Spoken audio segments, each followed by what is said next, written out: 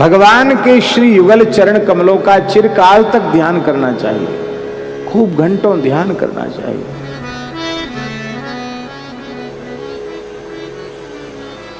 कैसे चरणों का चिंतन करना चाहिए?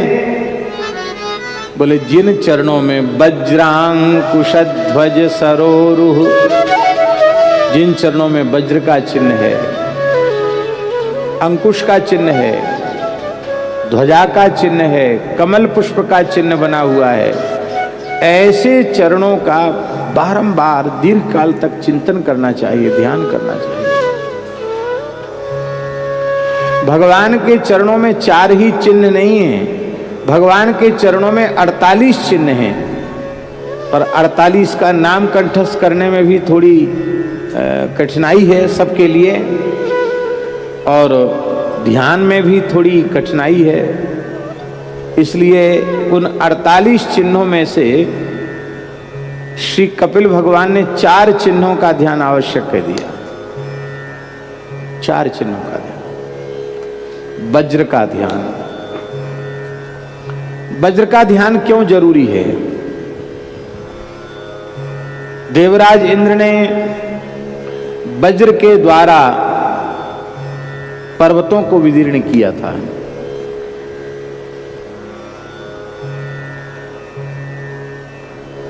इसी प्रकार से साधक के भीतर भी बड़े बड़े पहाड़ हैं। कौन से पहाड़ हैं? पाप के पहाड़। उन पाप रूपी पर्वतों को विदीर्ण करने के लिए भगवान के चरण में चिन्हित वज्र का ध्यान। नहीं ध्यान करेंगे ना, वहां बैठ जाओ कुर्सी पे, नहीं ध्यान करेंगे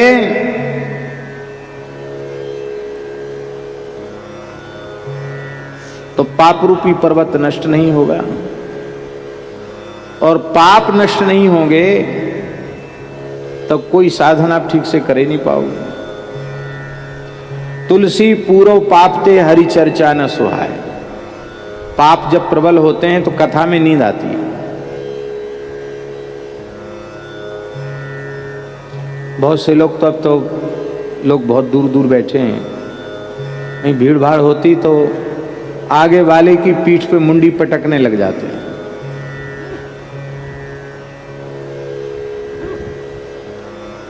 जप में मन नहीं लगेगा, कथा सुनने में मन नहीं लगेगा, कीर्तन में मन नहीं लगेगा, श्रद्धा ही उत्पन्न नहीं होगी, विश्वास ही नहीं जगेगा। स्वल्प पुण्यवताम राजन विश्वासो नहीं विजायते। इसलिए साधक के अंतःकरण में स्थित अनंत जन्मों के पाप रूपी पर्वतों को विदीर्ण होना जरूरी है। वो विदीर्ण तब होंगे जब भगवान के चरण में जो वज्र का चिन्ह है उसका हम ध्यान करें।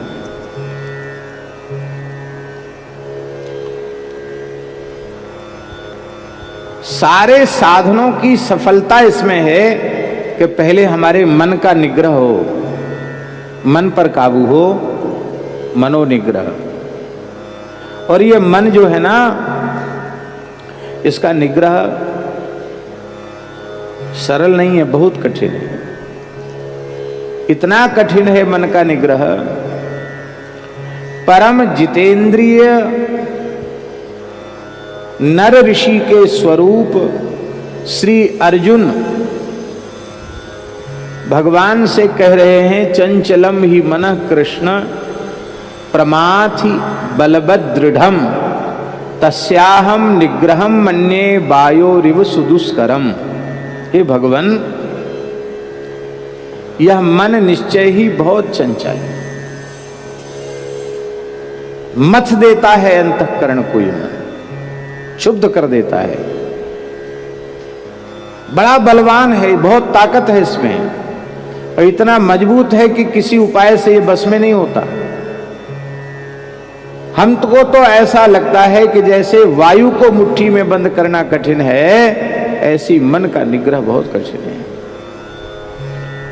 अर्जुन ने इस प्रश्न को बहुत महत्व दिया। भगवान को कम से कम 1 अध्याय पूरा बोलना चाहिए था इसके ऊपर, पर भगवान ने 1 अध्याय की क्या चले, भगवान ने 1 श्लोक भी नहीं बोला, आधा श्लोक। अभ्यासेन तो कौन्तेय वैराग्येण च गृह्यते। दो चीजें बताई भगवान, अभ्यास और वैराग्य। इसी को पातंजलि योग सूत्र में कहा गया, अभ्यास वैराग्याभ्याम तन्निरोधा। अभ्यास और वैराग्य से मन का निरोध हो जाता है। अभ्यास क्या है? व्याकरण शास्त्र में अभ्यास संज्ञा किसकी होती है? एक ही शब्द को जो बार बार उच्चारण किया जाता है उसको अभ्यास कहते हैं। पूर्वोऽभ्यासः। इसका अर्थ है निरंतर श्री नाम जप को श्री ठाकुर जी ने अभ्यास माना है। और वैराग्य, ये दो चीजें हैं, अभ्यास और वैराग्य। इससे मन का निग्रह हो जाता है।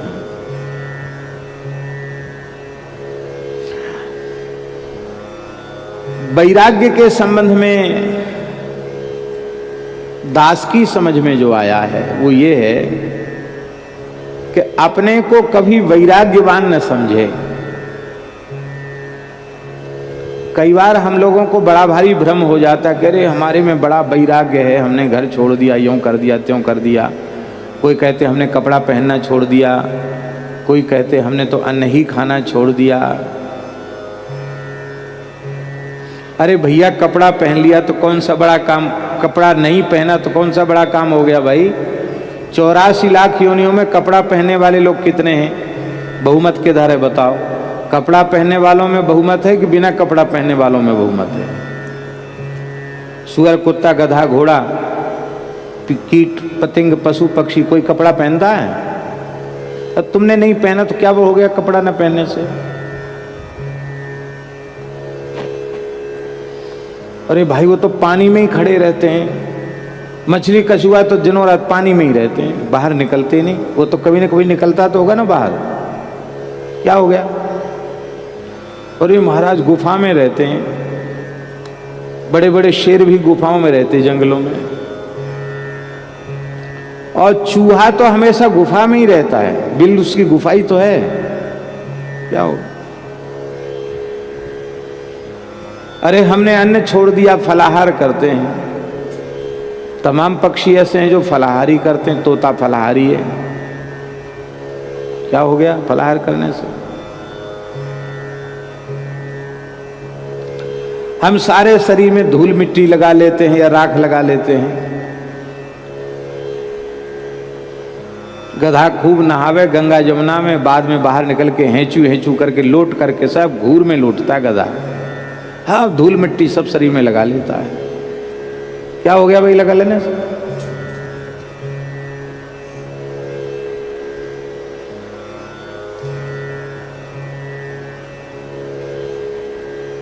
इन नाटकों को तो हम वैराग्य समझ लेते हैं और विषयों का चिंतन करते रहते हैं। इसी को गीता जी में भगवान ने कहा मिथ्याचार। ये मिथ्याचार है।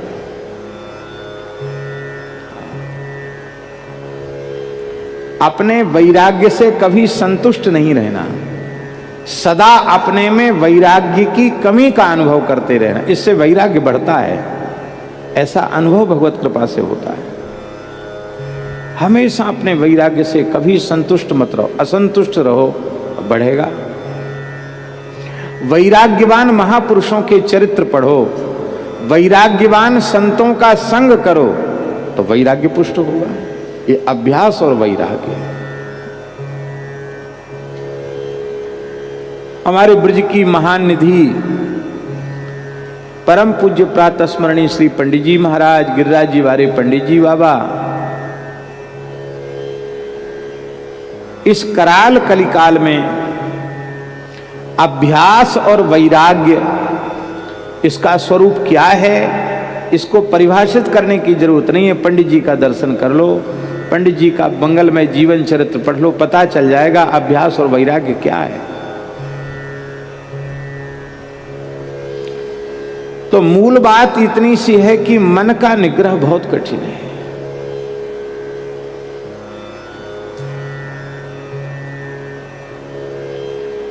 तो मनोनिग्रह साधक में होना चाहिए, इसकी बहुत बड़ी आवश्यकता है। और मनोनिग्रह के कई साधन हैं।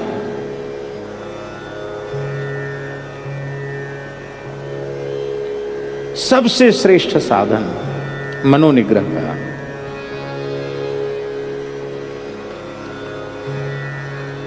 भगवान के चरण कमलों का ध्यान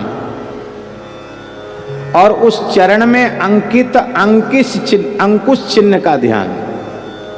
क्योंकि मन जो है ना, मन मतवाले हाथी के समान है, पागल हाथी के समान है, और पागल हाथी भी अंकुश के बस में हो जाता है।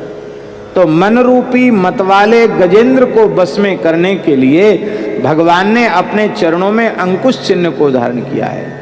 मन है मतंग मतवारो हाथ आवे नाहीं, उसी के निग्रह के लिए अंकुश चरण में धारण किया गया है। तो वज्र का ध्यान, अंकुश का ध्यान। तीसरा चिन्ह भगवान ने बताया ध्वजा, ध्वजा का ध्यान, झंडे का ध्यान।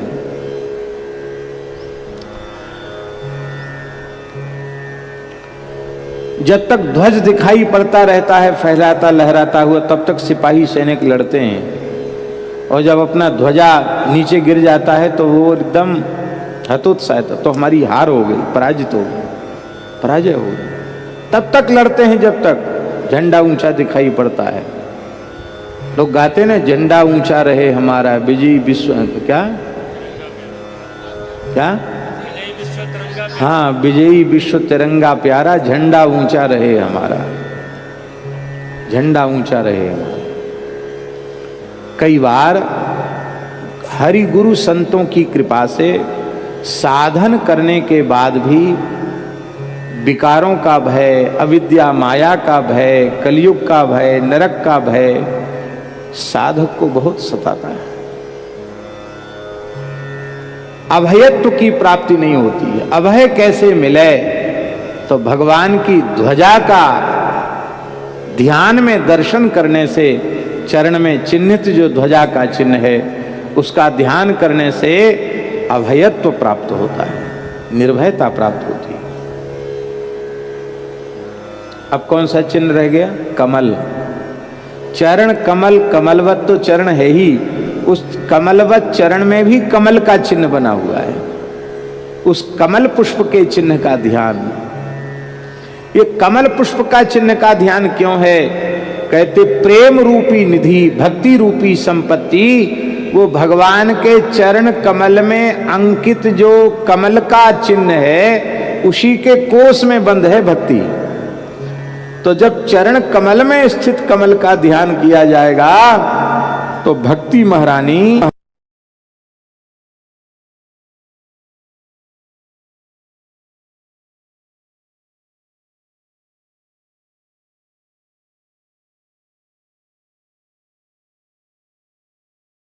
तो चरण कमल का ध्यान करेंगे तो भक्ति प्राप्त हो जाएगी, प्रेम प्राप्त हो जाएगा।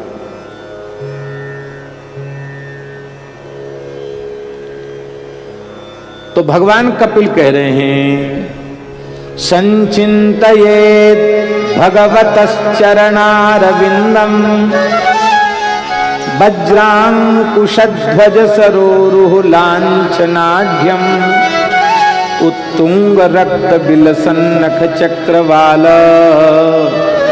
ज्योत्स्नाभिराहत महद्हृदयान्धकारम्। कैसे सुंदर भगवान के चरण हैं।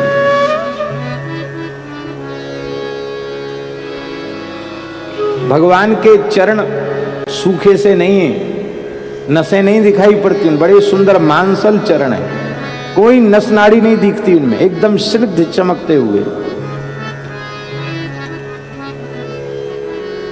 ऐसे भगवान के चरण हैं। नख भी दबे हुए नहीं, उभरे हुए नख हैं।